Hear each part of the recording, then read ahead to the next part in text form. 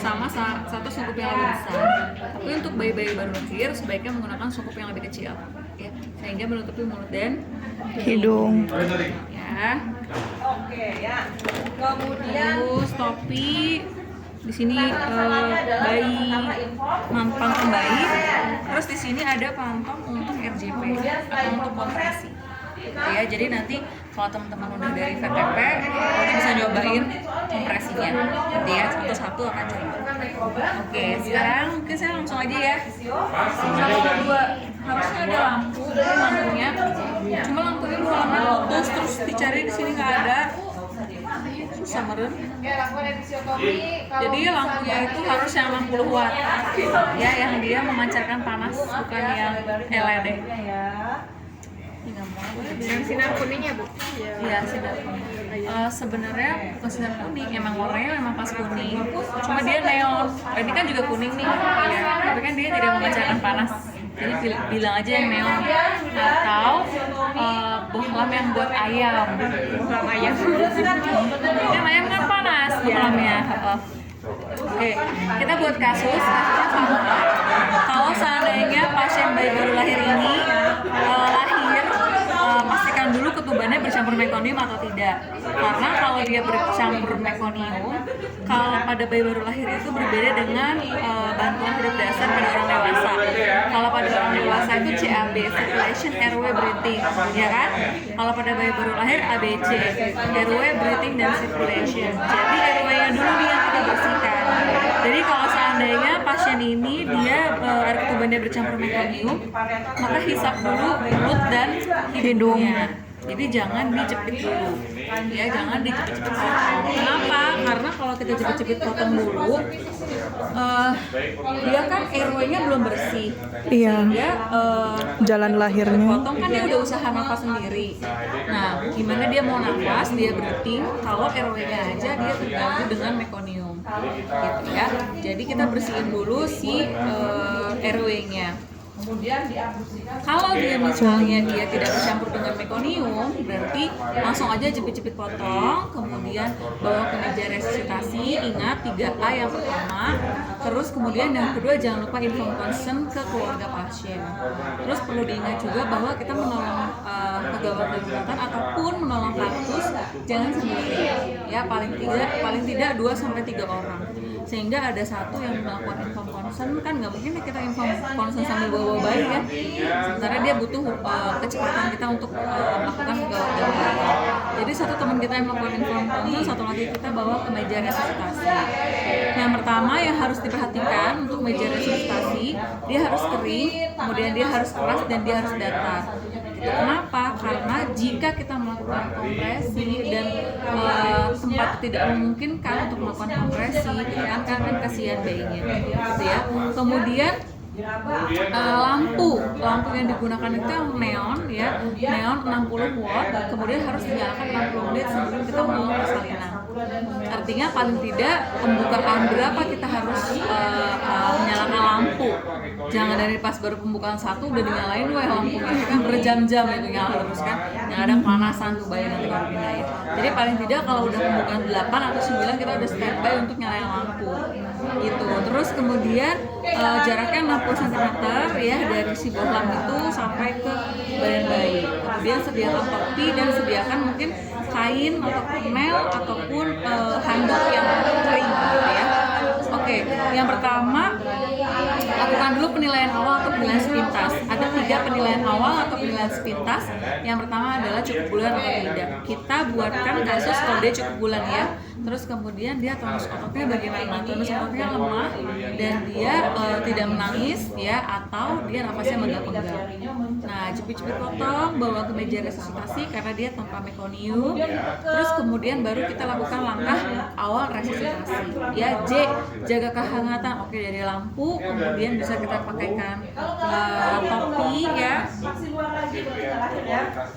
Oke, terus kemudian perlu diingatkan juga bahwa kita tuh kalau nolong itu tidak sendiri. Jadi ada 3 orang, satu yang bagian circulation, satu yang bagian breathing, satu yang bagian airway.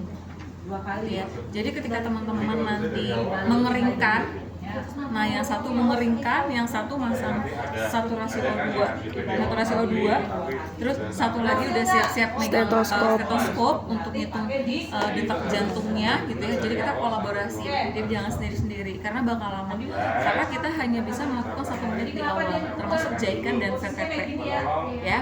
Kemudian setelah jaga kehangatan, kemudian kita atur posisi. Posisinya apa? Semi ekstensi, di mana ada ganjalan di bawah skapula ataupun di bawah bahu setinggi 3-4 cm. Kebetulan saya pakainya yang setinggi 4 cm. Ya, setebal ini. Ya, ini kurang lebih 4 cm. Terus adanya di bawah skapula. Jadi dia tidak terlalu hiperekstensi ataupun dia tidak tegak lurus gitu ya, ataupun fleksi gitu. Nah, kemudian kita isap lendir. Kak, gimana Kak kalau misalnya di awal tadi misalnya dia bercampur mekonium, apakah perlu kita isap lendir lagi? Iya, harus tetap diisap lendir. Jadi jahikan meskipun di awal kita udah isap lendir, di jahikan yang yang keduanya juga harus tetap diisap lendir. Itu karena jangan sampai si lendir itu yang mengganggu kita melakukan VTP sehingga dadanya tidak mengembang gitu ya. Nah, kemudian kita dari mulut ya maksimal 5 cm, kemudian dari hidung maksimal berapa? Maksimal 3 cm ya. Lalu setelah kita isap lendir, kita keringkan sambil melakukan rangsang taktil ya. Rangsang taktilnya juga nggak usah nafsu banget, tapi nggak usah halus banget kayak lagi di tukang pijat ya.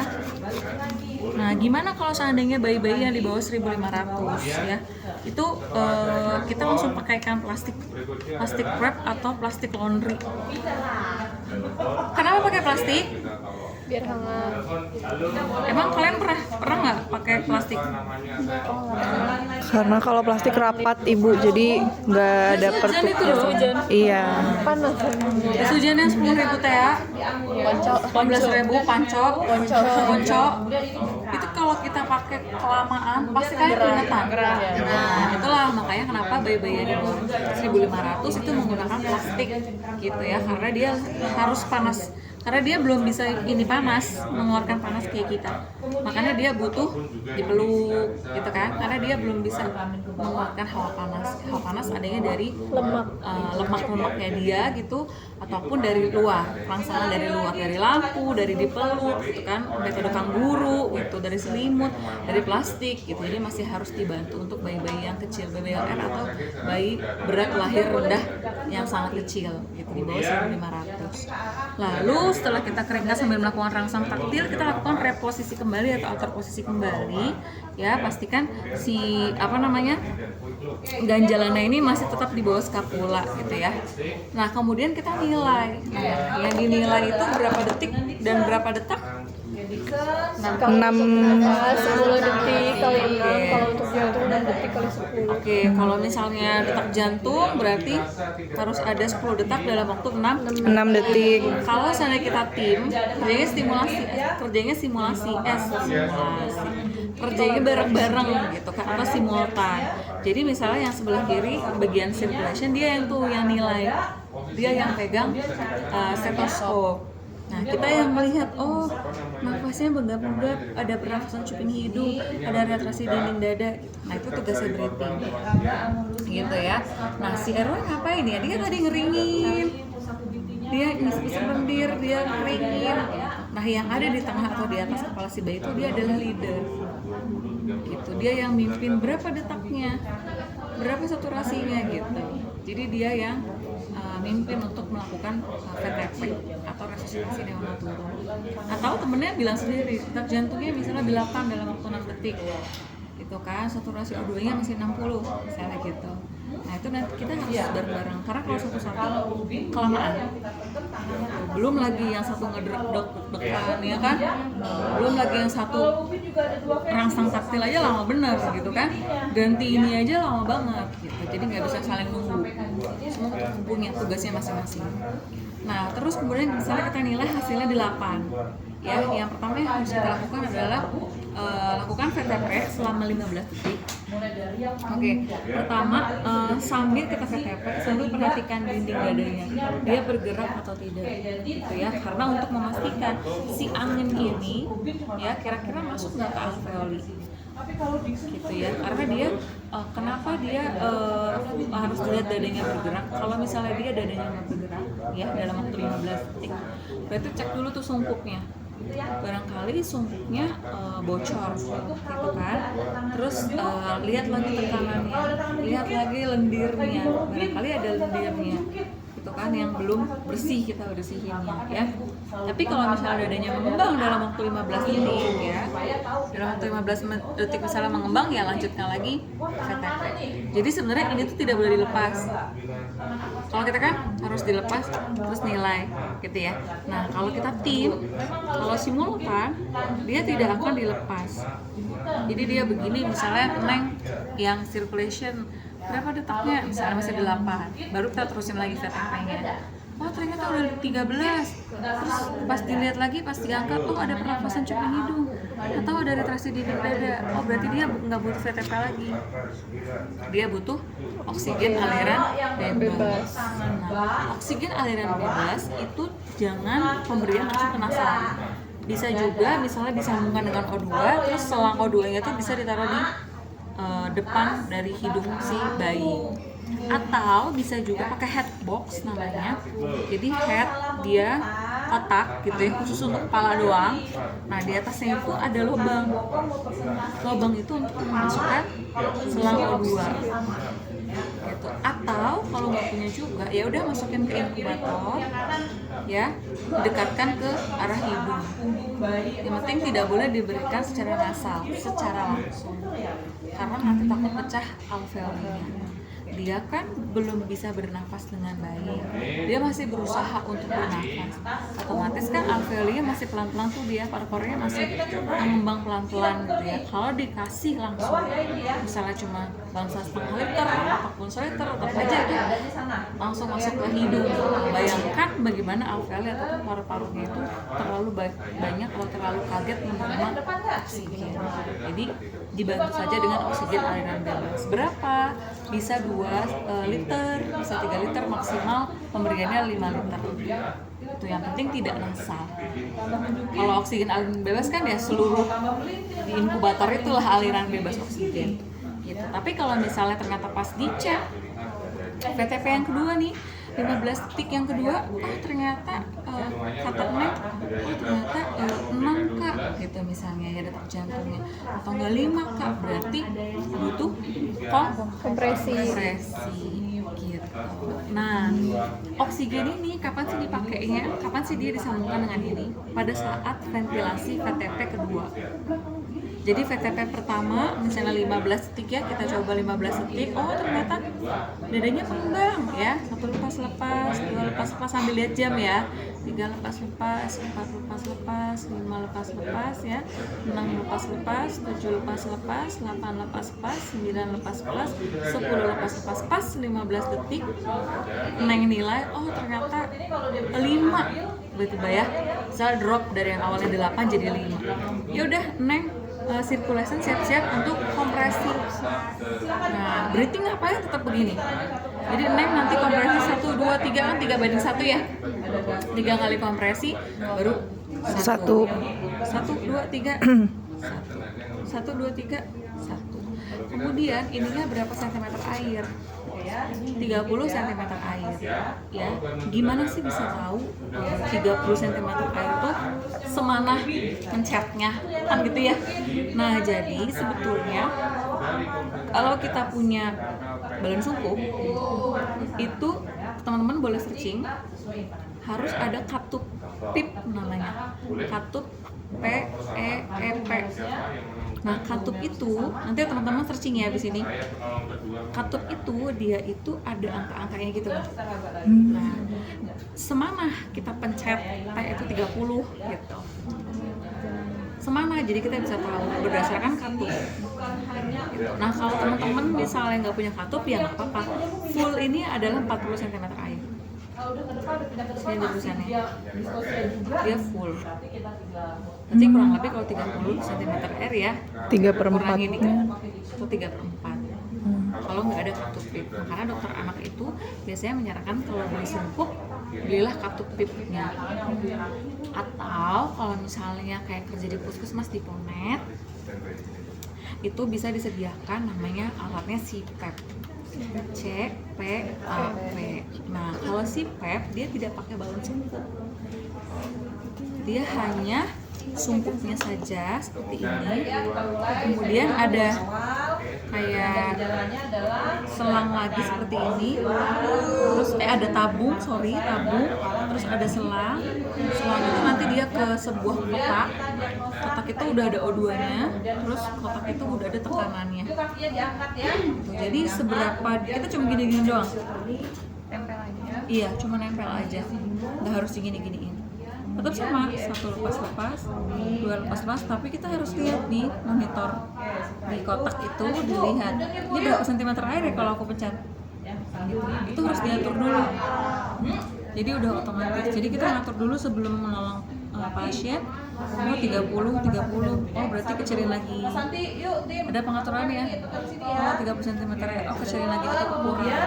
Jadi kita udah tinggal langsung pakai, tinggal pencet-pencet ini.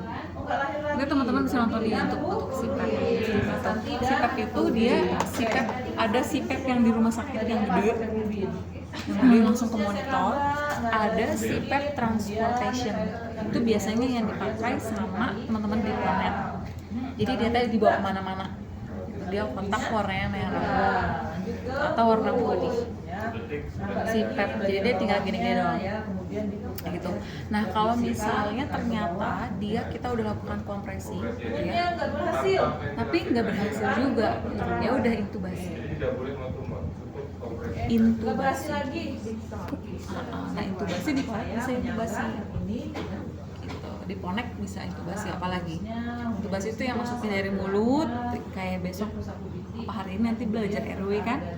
Nanti dia masukin alat gitu di center, nanti dimasukin kayak selang gitu ya. Kalau teman-teman pernah nonton drakor Dokter Romantis season 3 gitu ya, nanti bisa lihat intubation gitu, atau intubasi. Jadi dia masukin alat, nanti dimasukin selang. Nah itu alat bantu nafas gitu ya. Gitu ya Bu.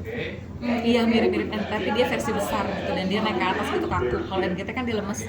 Kalau intubasi itu dia besar dan dia masuk langsung ke selang, itu dia ada di monitor. Jadi karena udah nggak bisa dari hidung, berarti dia dari mulut.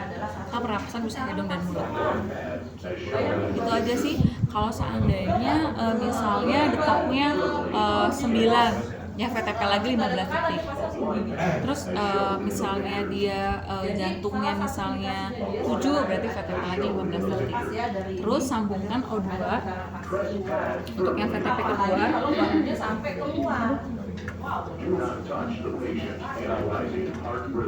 Ya. Nah, ini sambungkannya di sini, teman-teman.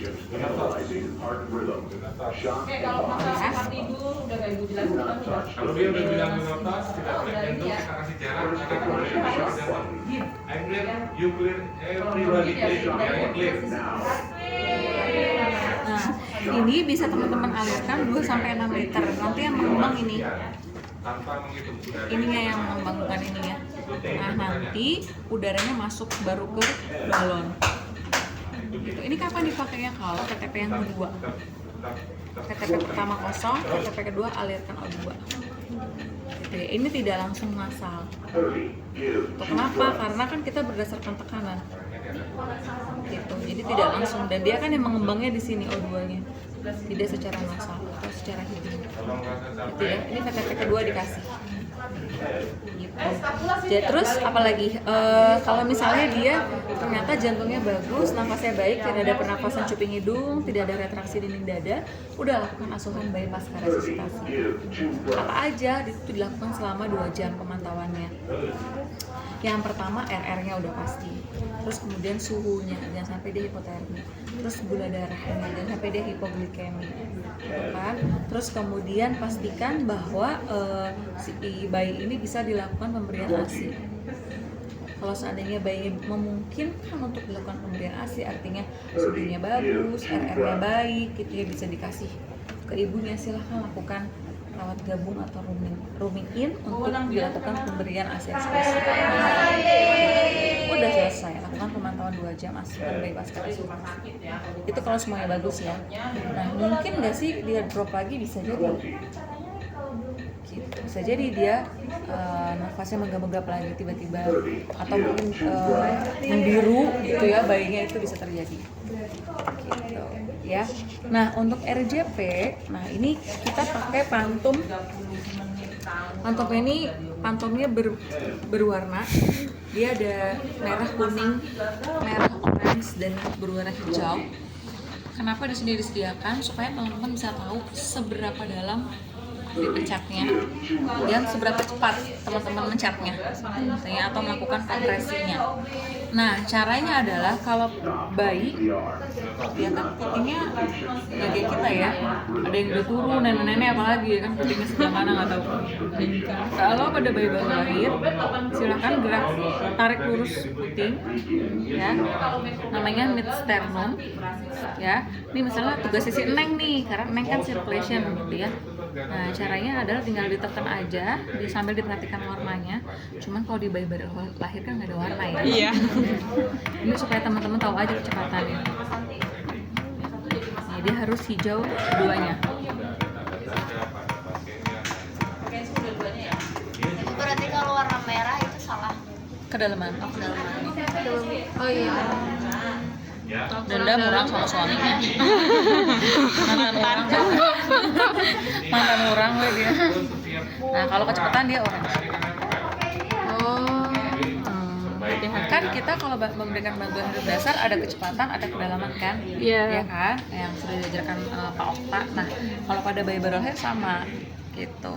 Jadi cuma bedanya kalau orang dewasa kan 2 tangan, kalau anak remaja kan 1 tangan. Kalau bayi baru lahir bisa begini atau begini. Lebih baik sih begini karena dia lebih kuat ketimbang begini.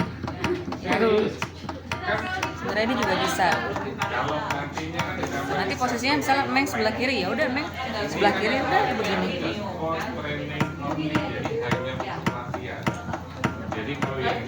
Atau Neng mau begini juga boleh.